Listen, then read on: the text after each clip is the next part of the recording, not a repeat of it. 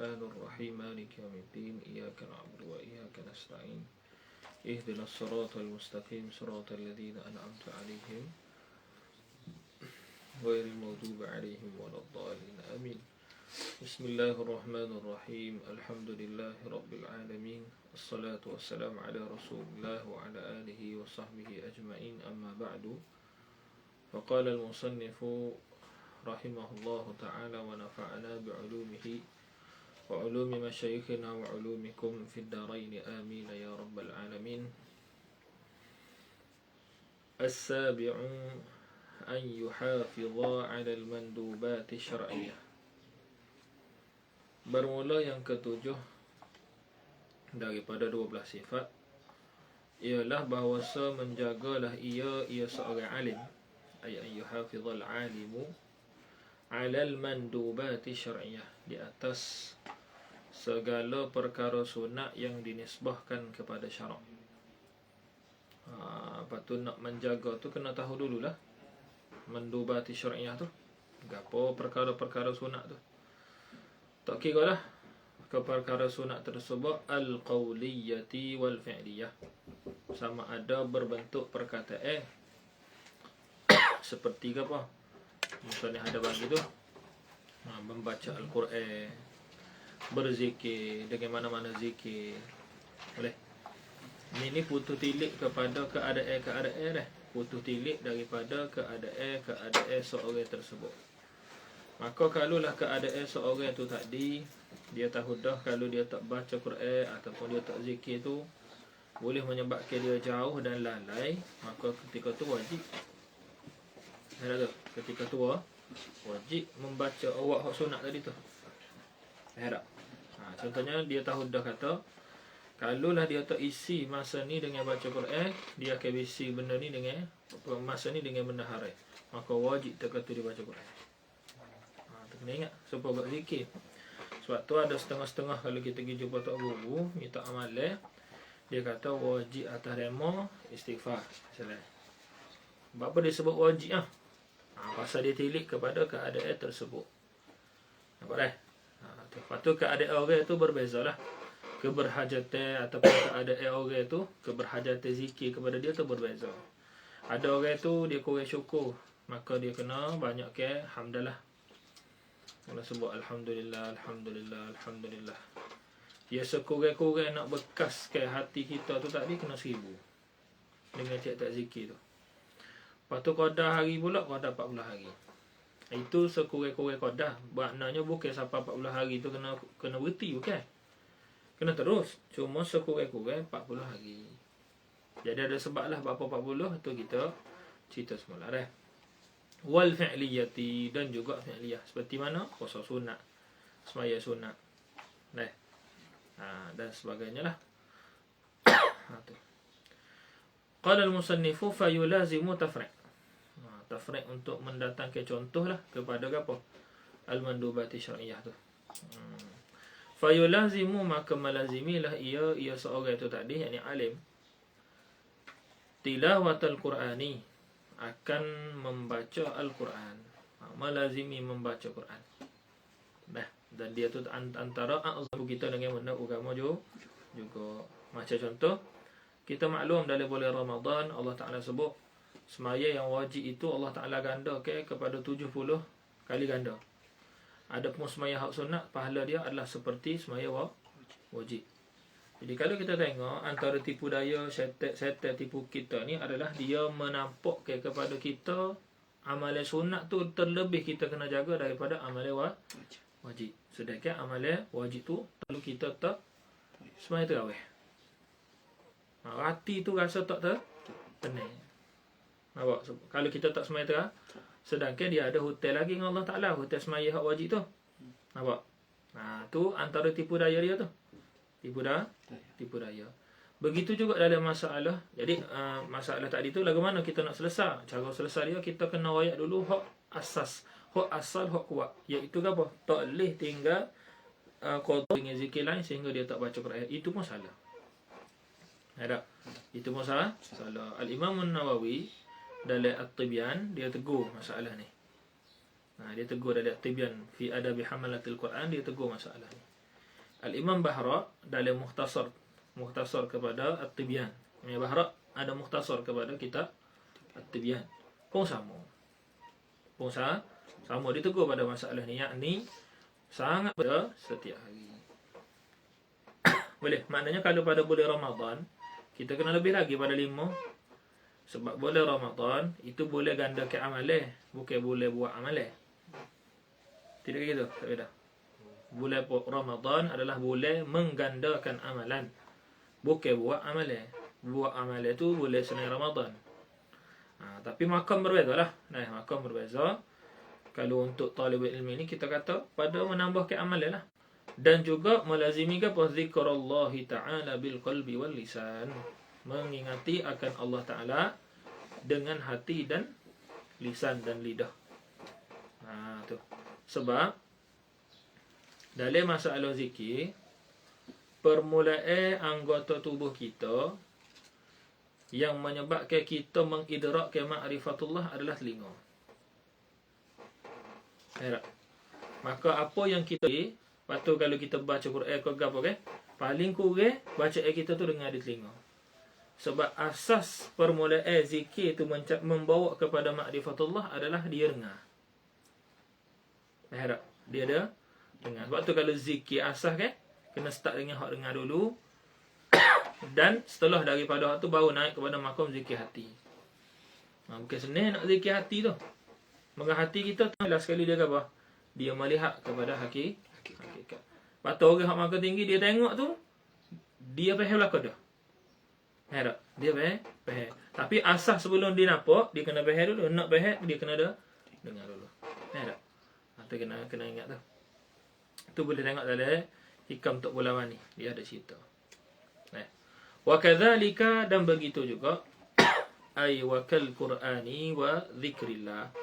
Kita kena mulazamah. Tu wajah syabah dia fil mulazamah tu wajah syabah. Ma warada minad da'awati wal azkar. Apa yang warid daripada segala doa dan zikir-zikir. Boleh.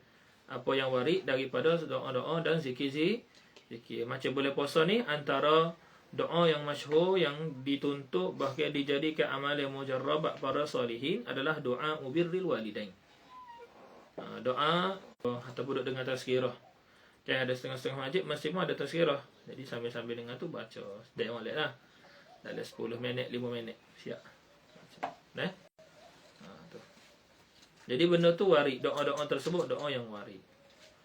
Doa yang warid. Begitulah juga apa? Rotik-rotik kau. Sebab rotik-rotik ni biasa ataupun zikir-zikir apa? Asrar yang terlalu banyak. Kalau dalam perubatan manzil ni, kalau orang buat sihir, kalau ada siapa, ni antara faedah jugalah Kalau ada kena apa-apa, orang kena sihir apa, wayak kepada orang yang kena tu tadi, pertama jangan tubik rumah, baca manzil, jangan berhenti sampai benda tu tubik. Manzil ni kuat. Duduk dalam rumah tak tubik. Dia jangan tu.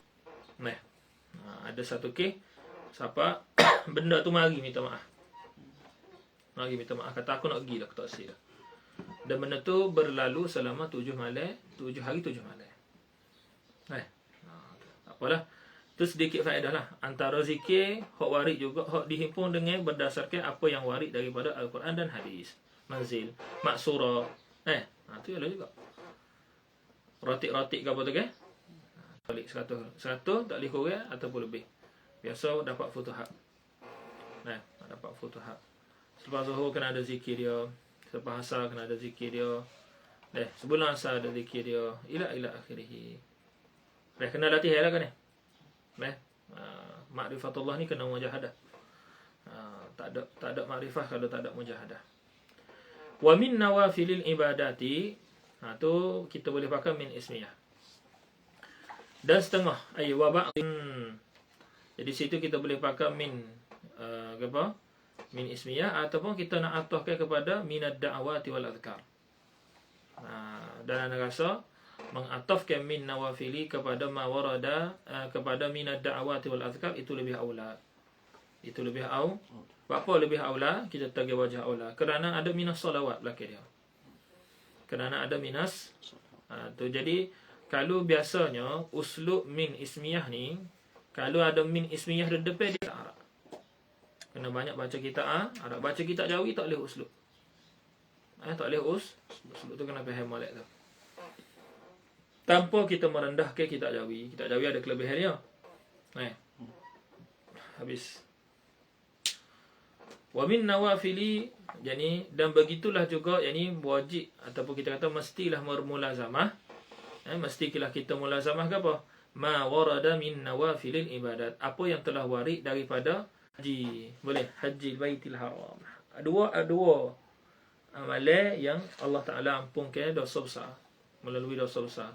Tidak ada satu pun amalan, tidak ada pun amalan yang dapat menghapuskan dosa besar melainkan dua. Pertama, taubatun nasuh. Yang kedua, hal hajjul mabrur. Wa hajjil baitil haram.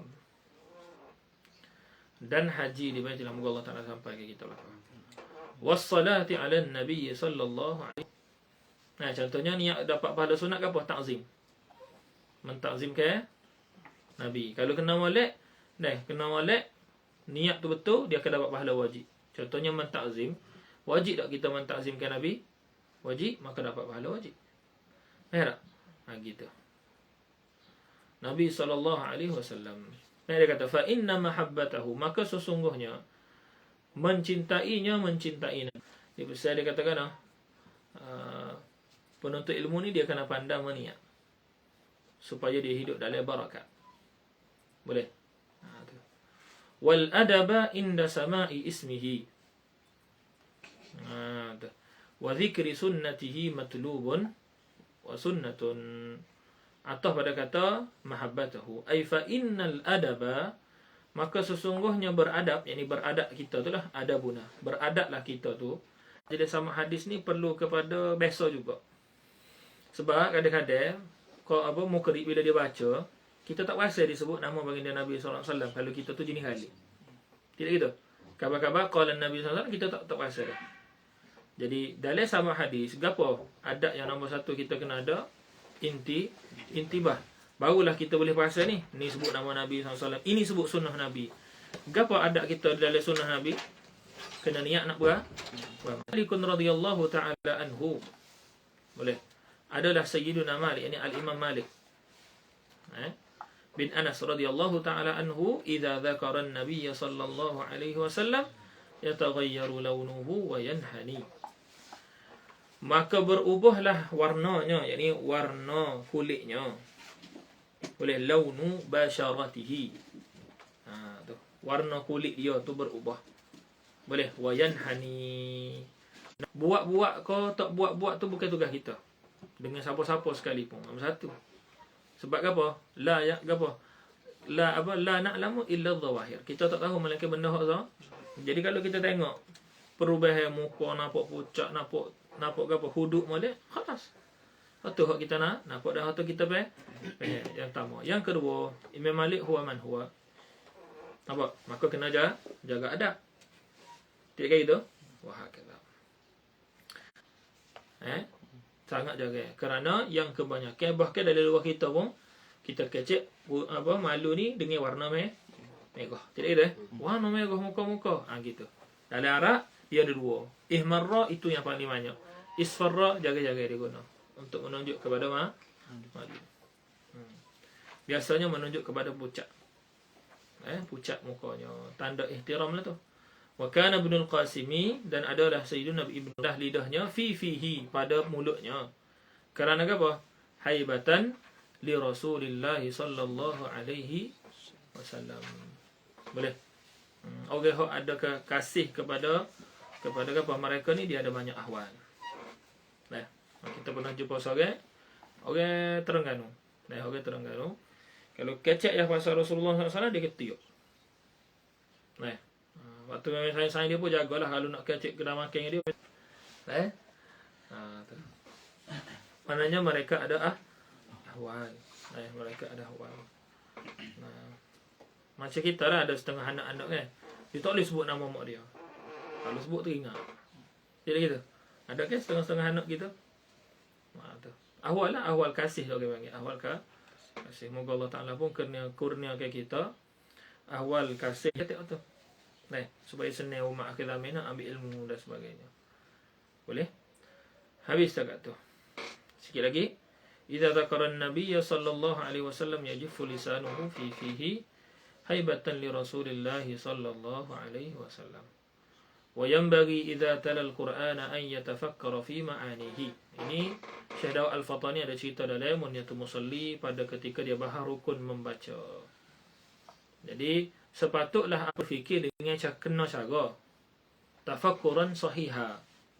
Berfikir dengan kena cara. Dan nak berfikir nak kena cara dalam Al-Quran ni, ada ilmu tak yang mengkhususkan belajar yang ajar kita gapo nak suruh kena cara? Ada ilmu ulum Quran, ilmu usul tafsir. Ada. Dan kita ada dah syekh hok ngajar sini. Boleh pakat-pakat mari dengar syekh ngajar. Bapa ilmu tersebut penting untuk kita mendapat tafakkur yang sahih. Apabila kita nak memahami makna Quran sahihan, cara mendapat tafakkur yang sahih adalah belajar ulum Quran, usul tafsir. Dan kitab At-Tafsir wa Mufassirun atau kitabun azim. Boleh. Yang dia seolah-olah kalau ikut Syekh Ahmad Mursi dia katakan dia kata seolah-olah kitab Tafsir Mufassirun ni dia ambil semua kitab ulum Quran sebelum dia, dihipung dalam dia supaya apa? Supaya cukup dengan kita belajar tafsir Mufassir. Kalau orang kapung gapo hak benda kita kena mula-mula cerita pasal suruhan dan larangan hikmah. Hikmah. Ada tu? Hikmah.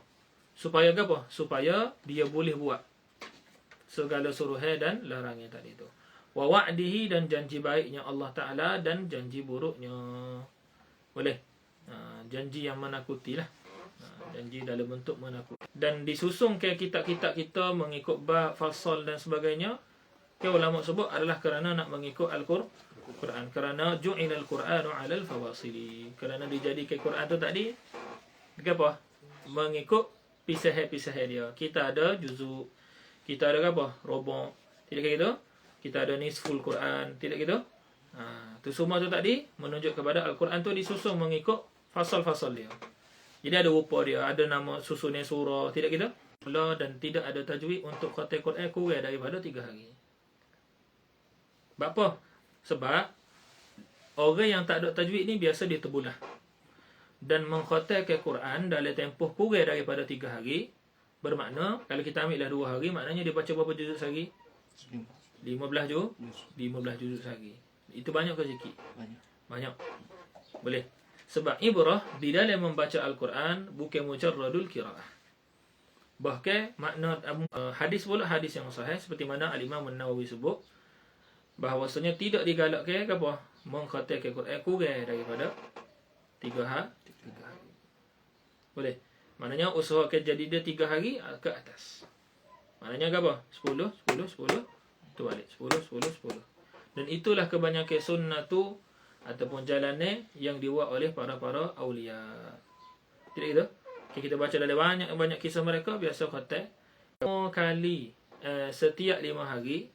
Melainkan Allah Ta'ala akan jaga lisan dia daripada salah. Setiap 5 hari, kalau dia ni orang yang Allah Ta'ala buat, setiap 5 hari boleh khatam, bermakna Allah Ta'ala nak jaga lisan dia daripada salah. Apa lagi kalau kita nak kata 3 hari. Tidak kayak gitu? Dan kita jumpa banyak masyayikh kita baca Quran ke apa? Baca Quran setiap 3 hari khatam. Kalau di Kelantan banyak lagi masyayikh. Hak masyhur Syekh Wan Syamsuri. Mana ni? Lani wali sunnah juga. Dah tidak kata balik dah. Habis tak kata. Faham tak? Waliyahzar min nisyanihi dan hendak menjagalah daripada apa? Lupakan dia walizubillah lupakan Quran ba'da hifdhihi. Ni pun Imam Nawawi sebut khusus dalam dalam Tibyan. Okey. Fil akhbar an-nabawiyyah ma yazjuru an dhalika. Boleh.